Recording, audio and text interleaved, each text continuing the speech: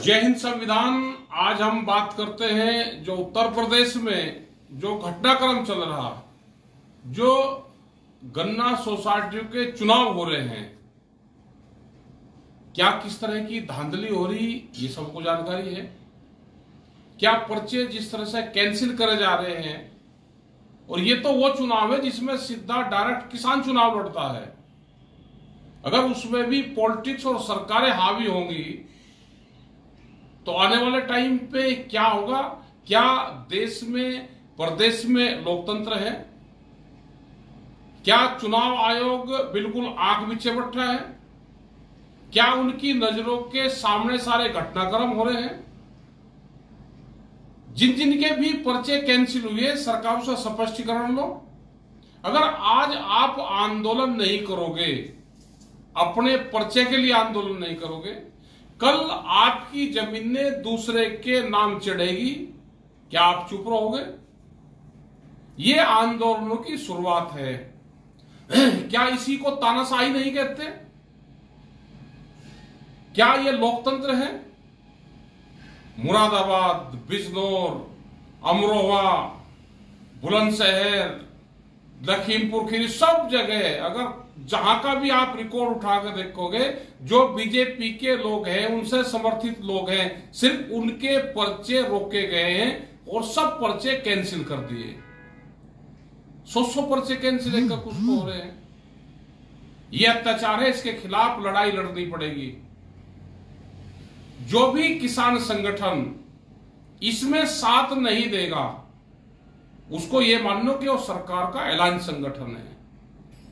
आप जाओ, ये डेट चेंज होनी चाहिए, आगे की डेट रखा जाए, फेयर चुनाव हो।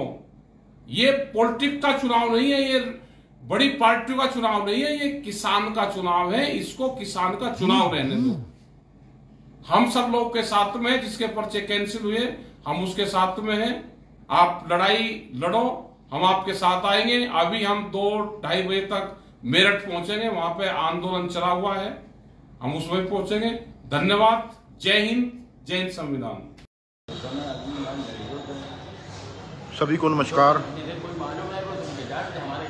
किसान साथियों, जैसा कि आप जानते हैं कि पूरे उत्तर प्रदेश में गन्ना सोसाइटियों के जो इलेक्शन चल रहे हैं, उसमें डेलीगेट के चुनाव, उसके बाद डायरेक्टर के चुनाव होने हैं, और उसके बाद चेयरमैन एक चुना जाएगा।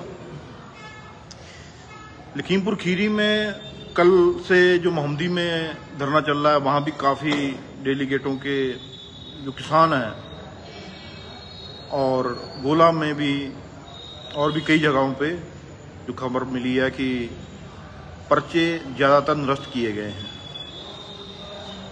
मैं शासन प्रशासन से ये बात जानना चाहता हूँ कि यही किसान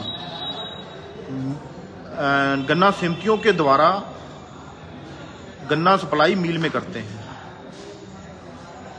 उसमें कमी नहीं होती, और पर्चा इन्हीं से पर्चा लिया, और इन्हीं का जो वोटर लिस्ट है सोसाइटी का, वही सोसाइटी का वो मिला, और नोटियोजी भी सोसाइटी का मिलता है, वो भी सब मिला।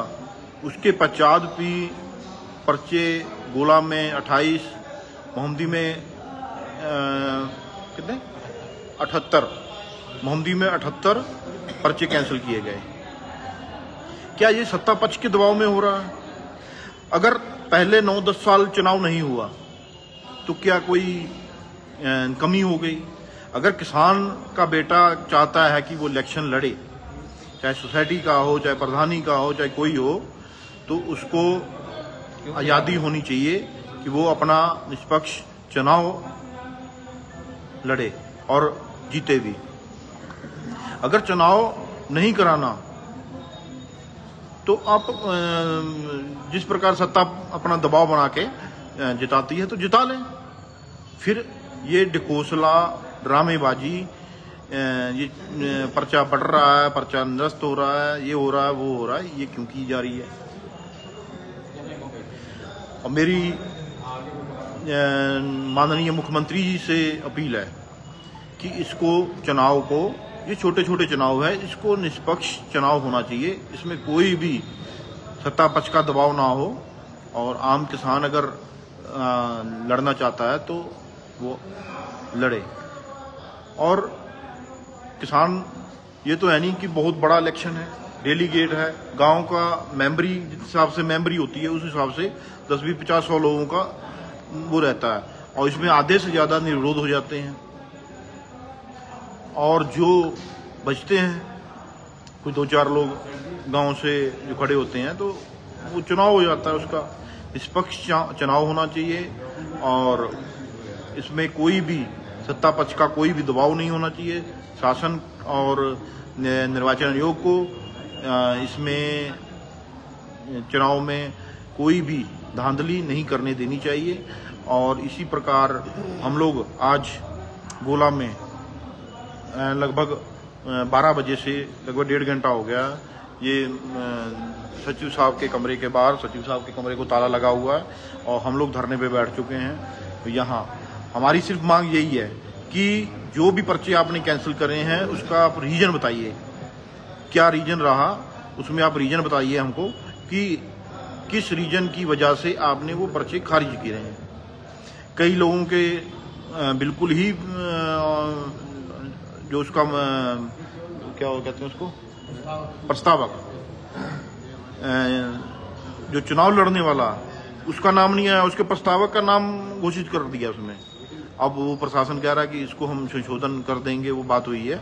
लेकिन जो किसानों के नाम खारिज हुए हैं, जो कैंसिल किए गए हैं, हमारी सिर्फ मांग यही है कि उनकी जो भी गलती है वो जो किसान है जो डेलीगेट का इलेक्शन लड़ना चाहता है उसको वो बताना चाहिए कि आपकी फलानी कमी के कारण आपका पर्चा निरस्त हुआ है। और सभी किसान भाई ज़्यादा से ज़्यादा जो भी पास के क्षेत्र के हैं तो वो ज़्यादा से ज़्यादा ये गोला गन्ना समिति जो सोसाइटी है यहाँ पहुँचें और वीडियो को ज़्यादा से ज़्यादा शेयर कर दें। जय हिंद, जय भारत, धन्यवाद।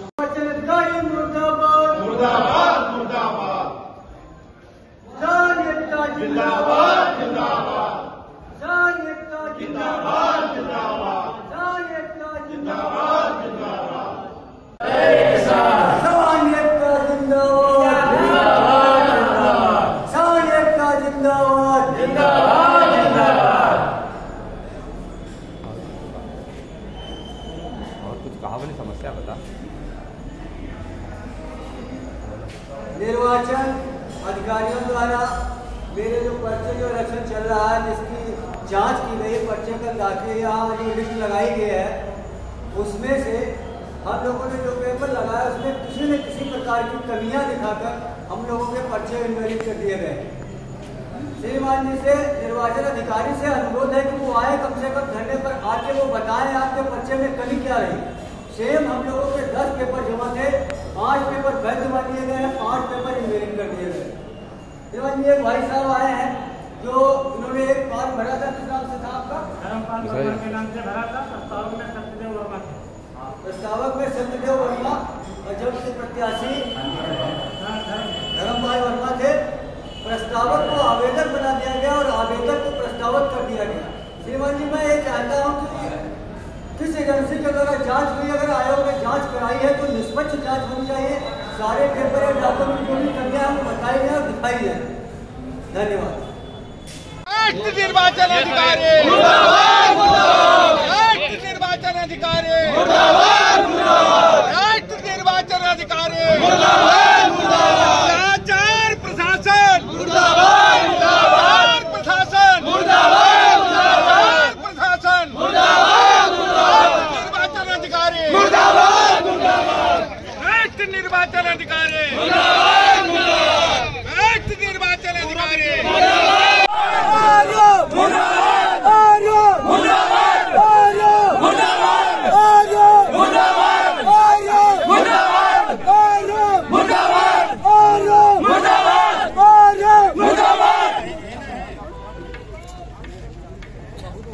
निर्वाचन अधिकारी मुर्दाबाद।